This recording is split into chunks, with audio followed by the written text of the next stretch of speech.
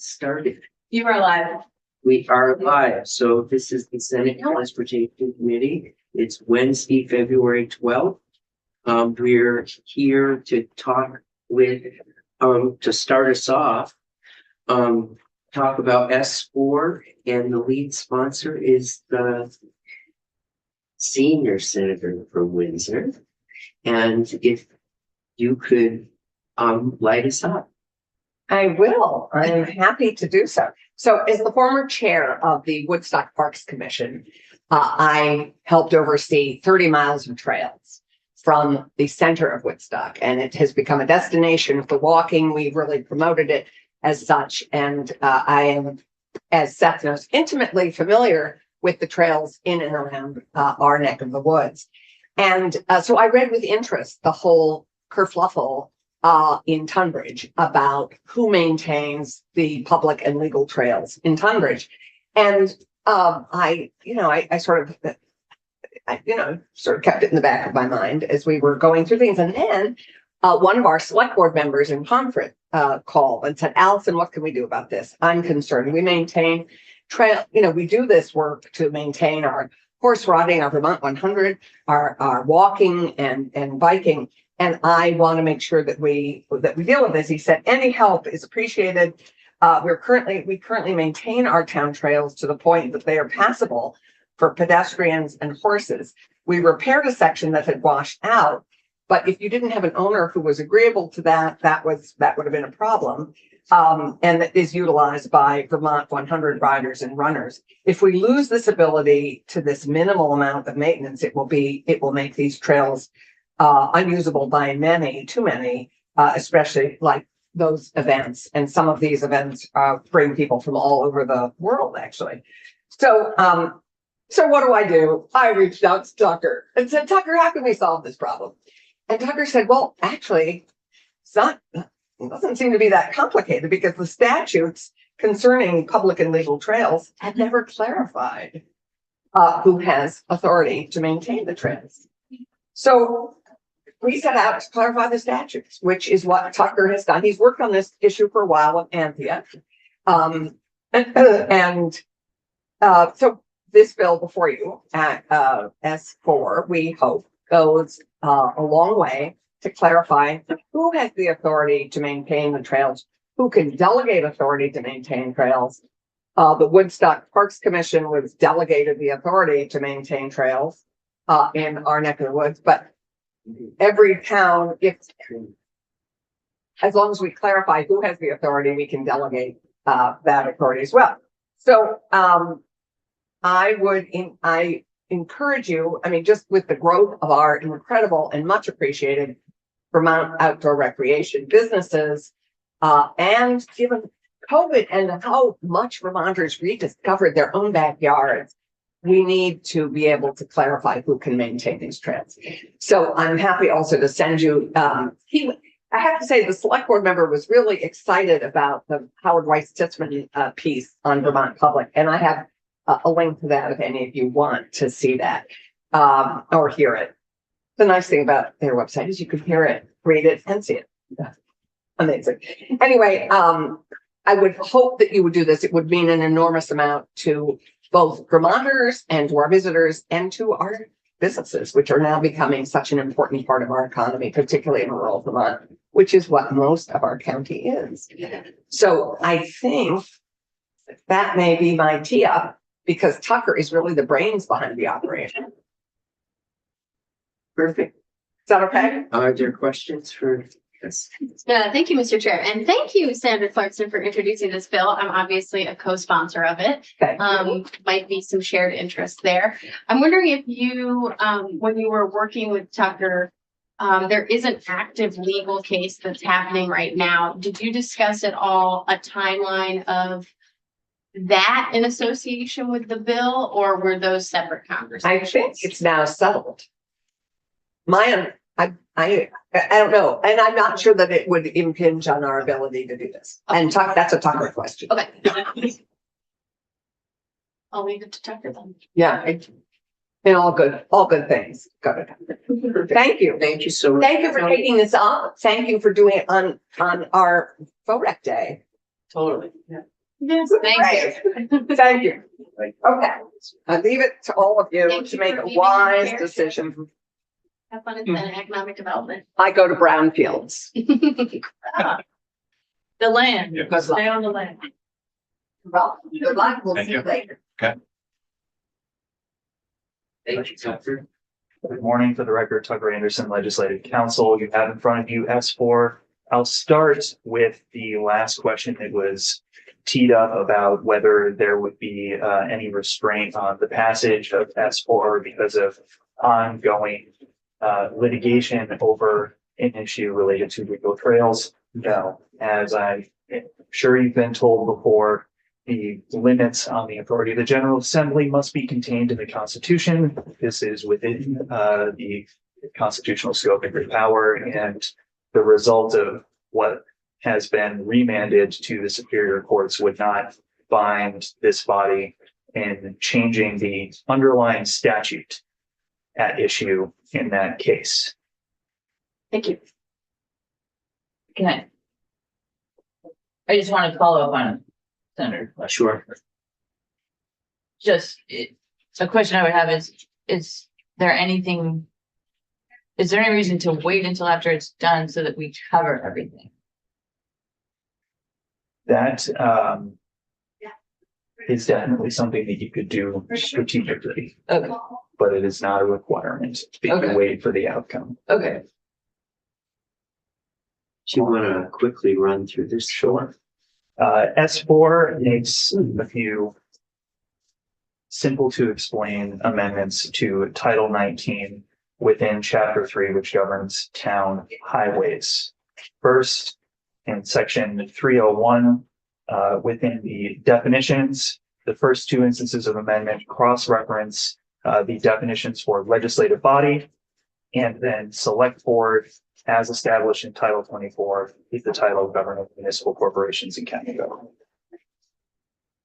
Subdivision 8, we're on page 2 of the as introduced version now on line 4. There's an amendment to the definition for trail, which adds a new subdivision 8A stating that municipalities have the authority to exclusively or cooperatively maintain a public right of way that is not a highway, aka a trail.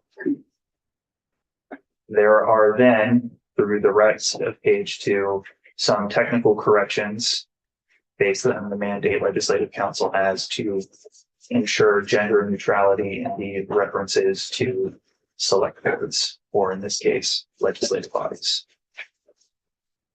That brings you to the midpoint of page 3 within subdivision A5 in section 302, which states that trails shall not be considered highways.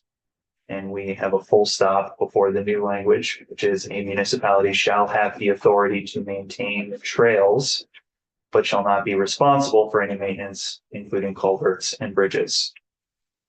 The inclusion of this language makes it clear that municipalities have the authority to maintain trails, but not a statutory mandate to maintain trails. Discretionary. Section 303, you'll see, contains more of those gender neutral technical corrections. Section 304, relating to the duties of the select board related to town highways. After some technical corrections in subdivision 24, it states that the select board has the authority to maintain trails, but shall not be required to maintain trails, and shall not owe a duty of care to persons using a trail that is maintained by the town. So again, you have the express authority to maintain the trails, clarification that this is not a statutory duty. And then the third component there is relieving the municipality from a potential tort claim related to an injury that might happen on a trail. There is no duty of care, which is one of the underlying requirements for an individual to bring in action in tort. Section 2 amends 24 VSA section. Question on that? Sure. So this is maintained by the town. What if they're not maintaining it? There also is not a duty of care, just if they own it. If it is an unmaintained trail, there's likely not going to be one of the other components for a tort claim. And if the committee wants a review of the requirements for a tort claim, be happy to give you my very amateur knowledge of that, or bring in an attorney from the judiciary team who could explain that.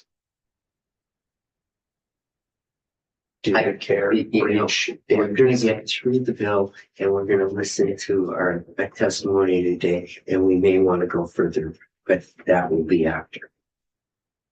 In section 2, there's an amendment to 24 VSA section 2291, which is the enumerated list of regulatory powers that are held by municipal corporations. It adds a subdivision 31 that would authorize municipalities to regulate by ordinance the use of legal trails, including the regulation of the types of vehicles that may be used on legal trails. This would be a new power in addition to some existing authority in Title 19 that municipalities already have to, for example, allow landowners to close or put up fences on pent roads or trails. So this leads into discussions you'll probably have later on about why this bill is even necessary, what some of the implied authority of municipal corporations is under current law, and where the disagreements are between the parties in the case that is currently under consideration. I did prepare to talk about rights of way, but to be sensitive to your time, I'll just note that's something that the committee should likely explore. It's that statute has already expressed that these trails are municipal rights of way. And that means that there is an easement for transit at minimum over the surface of the property where these trails are located. There are rights associated with that easement. And the question that soon a court will someday have to come to a decision on based on these statutes is whether downgrading a town highway to a trail includes the abdication of all of the rights that are reserved to the public for transit over the surface of that land. But this bill would make it express that the municipality can, at minimum, maintain easements. We will want you back. You know, I think we will want to hear about the things that that's going through the courts, and we will want you back. But we just have, and thank you for setting this up.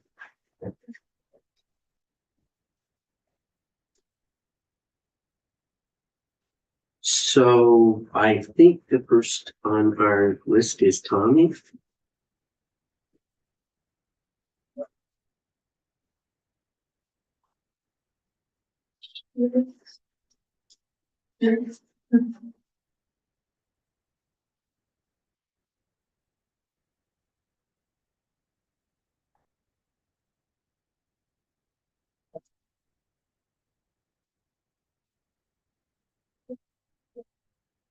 Good morning.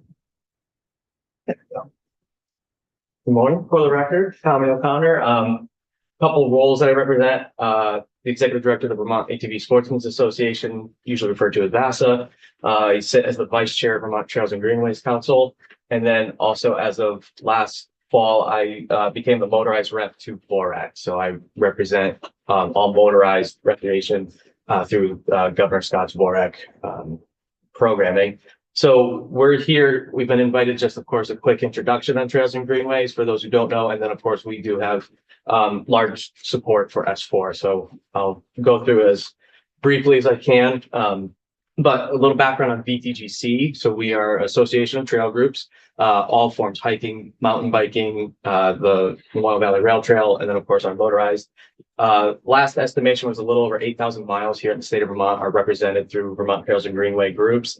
And the bigger part that we really enjoy is the 70% being hosted by private landowners. That's a big component of Vermont that says a lot about local and being supportive of these groups. So that's important for us. We do a lot with our nonprofit stewardship. That's another big thing that's obviously Vermont strong. That we want to be taking care of these trails. So we all have management practices, and as a trail organization, Vermont Trails and Greenways, we're working to codify those BMPs and make a standard one and then break off based on recreation type.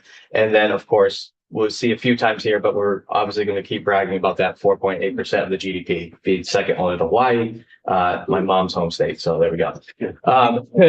Yeah, so there's a couple of associations that are a part of us. And what's really nice is the way the board structure is too at VTGC. We have motorized, non-motorized represented on the board, but then we also have municipalities and other regional groups that have joined the board. So we're getting a lot of really good conversations related to that. And of course, as you see with those bullet points, I don't need to go through all of those. But again, the big thing is the hosting of around 8,000 miles of trails, 70% of them being privately owned land that allow us to be there. And of course, we do partner with a lot of different agencies here in the state and of course, federally. One of the big ones for all of us is, of course, RTP, the Trails program through that grant process. Very large portion of that money goes to all of that. And of course, stewardship, maintaining these trails. One of the new things, obviously, since the two large flooding events that we've had, has been conversation around how do we maintain trails so that they can withstand these weather events, but also can we do work so that they don't become part of the impact of the weather event? Because obviously anytime putting trail together, you're creating a funnel point, particularly with our heavy water. So we're doing a lot of work around that collectively. And then the other part with the funding that we really talk a lot about is majority of our groups are membership based. So folks pay a rate to be a part of it and they get some type of either pass or decal. And that's growing across the state. It was mentioned in the introduction of the bill as well. Our organization at VASA from COVID saw a doubling. We went from 2,500 members to 5,000 through the COVID time. So that's a huge thing. Majority of them out of state as well. So some traveling there.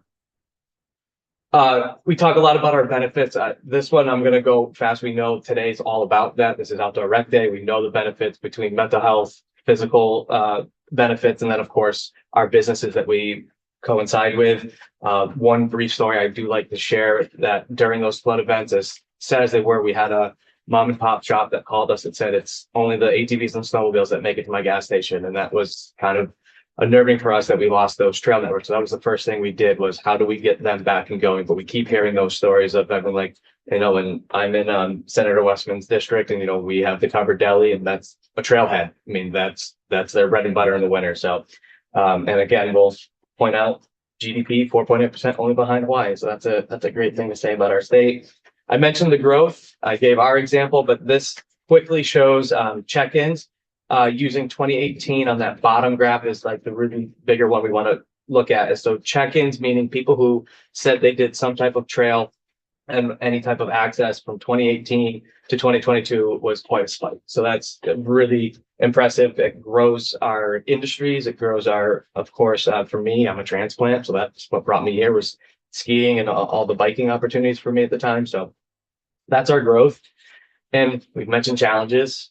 This is important for us. You know, these are the weather events. The other big one we talk about is that third bullet, that deferred maintenance. For what that is as we go through, we know we have to update these trails. We have to do work, but deferred maintenance means we know it has to come, but we either don't have financial means or we don't have labor means. I'll use, again, VASA as an example. We have just about 1,000 miles of trail. And right now our deferred maintenance, we estimate at about $2 million, meaning that if we wanted to update every trail and get it 100% back to its original form through labor, materials, and time, it is a number like that. And I know Nick Bennett, who runs Vermont Mountain Bike, similar thing, large amounts of financial need. So that's a big thing for us. And last but not least, we are very cognizant of climate change and all the activity around how do we make things better. So one of the things we do as an association is how do we build trails? How do we do that better? But one of the things we found is educating our guests. So when people come up, we try to find ways to educate them on the efforts that we're making, but also why are we building a trail this way? Or why are we using this type of material? Last year, we got to take a few folks from legislature out on a ride up in the Lowell area in our wind tower project. And we showed where we stopped in certain points and let natural trail happen versus our actual material and the explanation behind all that. So we're all very cognizant of that. What was that, by the church? I believe that's one of the Vermont mountain bike groups that it runs along the Lamoille River. If I was to recall. Obviously, the biggest part for us, the way we can all function in most of these trails, like I said, is private land ownership. Actually got to, thanks to Jill, got to work with one of our landowners this morning and get introduced to some more folks. And the biggest thing we're running into, of course, is when people come and remove the opportunity. It's never perfect, like in one spot that's like at the dead end of a trail. It's always somewhere in the middle. The network is completely off. So we all do a lot of work on how we make sure that they're notified that when they buy a piece of property that there's actual trail there and what that process looks like. One of the things that VASA is really doing a lot more of is landowner recognition, in the sense of, I was this past Saturday in West Rutland, all their landowners had a free dinner. We all got to sit down and get to know each other. And it's just, again, another way of saying thank you. It's one of those things to get everybody together, and then they also share their concerns and we get to bring it forward. So our conversations again about S4 with regards to that, this map is what I pulled from our ARCIS, and those are the legal right of ways in the state of Vermont that have either a municipality or in the bill language, the select board or the designated group. For us, we look at those as that's a lot of real estate for all of our trail networks. And we look in our case for VASA, Newport City is a great example. We have an agreement with Newport City. They have all their roads open, and some of their stuff that is open, that's trail, that's non-auto related. We run their maintenance plan. So they call us up, say, we need some work done. We bring our machinery up, we do the work. So for us in the bill, the great part of that language was also saying they can designate. So we also are very much in favor of allowing a select board or whatever body is maintaining it to say, hey, we want to subcontract out either with an association or a group. So that's that cooperative maintenance piece. And of course, exclusive maintenance on the municipality or that group. The town autonomy is a big thing in our conversations. Vermont's very well known for being local and having that great pride in your local trails. Actually, we were hearing that, one of the towns say, we are proud to be the Irishburg group, and our Irishburg trails is what they call them, even though they do go by different names. So that's a really positive thing for us. And again, it allows the municipality to let their democratic process go through of town meeting days or special meetings to make sure they can determine who's allowed on the trail, what maintenance needs to be done, and they can do all that pre-planning. So that's important for us to maintain, because that relationship is what keeps our trails open. So brief, fast. I know we have a lot to get through for all of you. And in case anybody was also wondering, there is our current list of our board. As I said, Nick is our chair, myself, and then we have, as you see, a couple different trail groups, and then Jeff Nugent, I want to point out, he's new to us and has been very helpful. He's a regional planning commission member, so we're getting a regional approach in that seat. So that is a quick down and dirty. Thank you for the time, but happy to answer questions if there are any. I just want to say very helpful, super helpful. Appreciate it. And Jeff Nugent is great. He is. And makes really good maps. Oh yeah. And Yeah. is a biker. And Yes. So that's perfect. I'm really glad. Yeah, that someone from my district is on that. And that is him. and he was proposed to us, which was even better. Someone was like, no, you need to get him. And when he came on, he's changed. Yeah. Great. Good. Yeah. Thank you for your work. No, appreciate it. Thank you all. Thank you, Tom. All right. Thank you, Senator. Get out of the way. Seth.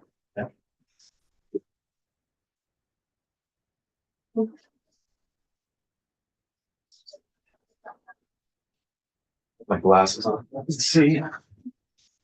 You're not going to No, I don't think so. I might. I'm pretty passionate about it, so you never know. All right. Well, it's still close. It's within reach if I give you a good show this morning. Thank you for having me here today. I'm grateful to be here to share my perspective on the importance of legal trails in our state and speak in support of S4. For the record, my name is Seth Westbrook. I grew up in Randolph, Vermont.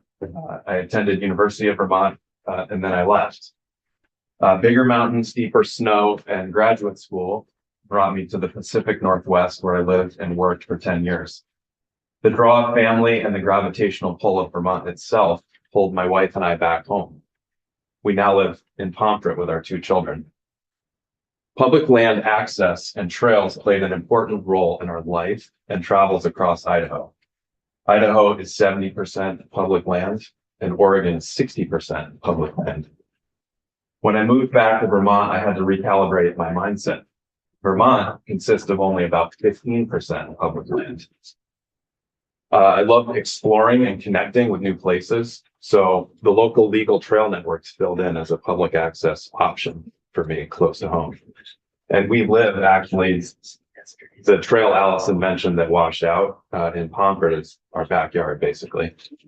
So that trail matters to us on an almost daily basis. Our dog would have a problem if that closed. In 2016, I helped bring together cyclists in our community to form the Woodstock Area Mountain Bike Association. We're a chapter of the Vermont Mountain Bike Association.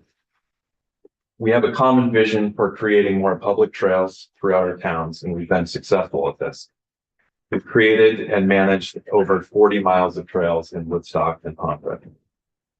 We now have almost 500 members and continue to improve our local access. Those members are locals, but also visitors, people that travel here and enjoy what we're doing and support us through their membership. Grassy Lane is a class 4 road that connects through our aqueduct network. It allows riders to connect via dirt road to our trails at Saskadina 6 and Pomfret, and also to Woodstock. Grassy Lane is frequented by dog walkers, equestrians, cyclists, and off-road vehicles. It's a crucial vast trail in the winter. On a busy Saturday, you might find a Jeep slowing down for dog walkers while a group of youth mountain bikers practice their skills on our jump track. As you watch the world go by, you see a cross-section of our community, and the nature of the space encourages face-to-face interaction. And it feels at times like a linear public park. Legal trails are a gift from the past. Remnants from a time when small farms and homesteads were being carved out of the great woods, and road networks were created between settlements. Originally traced by foot, horse, and oxen, cleared by hand, and lined with Vermont's finest fieldstones. As economic failure and westward expansion drove farmers out of Vermont's hills, the legal frameworks and stone walls remained. We are now the current stewards of an outdoor living history museum of sorts. Our modes of travel and reasons for being out there have evolved as technology has advanced and times have changed. Through all the changes in land ownership, modes of agricultural production, and changing politics, the ability to access public rights of way have been critical throughout our state's history. Agriculture, forestry, hunting, outdoor recreation, and conservation are traditions that run deep here in Vermont, and they all relate to the foundation provided by legal trails. Protecting public access to legal trails across Vermont is important. Vermonters need places to gather outdoors, connect face-to-face, exercise, and have fun together. Trail networks in the state of Vermont are a draw for visitors, help support local economies, and contribute to the vitality of life in our state. Thank you for your consideration. Thank you. Question. Just a minute. Your senator wants to question you. Oh, yeah, you gotta stay. You realize you gotta stay. At least now we can have a question. Okay. Thank you, Mr. Chair. And thank you, Seth, so much for coming and for bringing your daughter. We really appreciate that. So I feel a lot of urgency that we pass S4 because I have some concern that the type of legal case that we're seeing play out in Tunbridge will continue to affect other communities. I'm wondering, in your view, without the clarity that we have right now in the law, what is preventing these trails from having, a disgruntled neighbor or a butter just say, actually, this is closed down, you can't use it? Do you feel like what would you do in that situation? Or are you truly, as an organization, there's not really a path? I think that would be a huge problem. I was talking to somebody and explaining it in totally absurd terms, but if one landowner said, I only allow pogo sticking, and the next landowner said, I only allow unicycling, and you have this piecemeal nature of uses that are different with each landowner as that legal right of way crosses, every different property. I mean, you could have just a rat's nest of what's allowed to the point where, you know, nothing's feasible. Yeah. Right? And I think- In a theoretical sense. And to your point, I think most of our towns would say, well, no, thank you. This is not worth the headache or the hassle of trying to navigate with private landowners. So I think you would ultimately see, without us passing this bill, the potential closure to the public of many of these trails.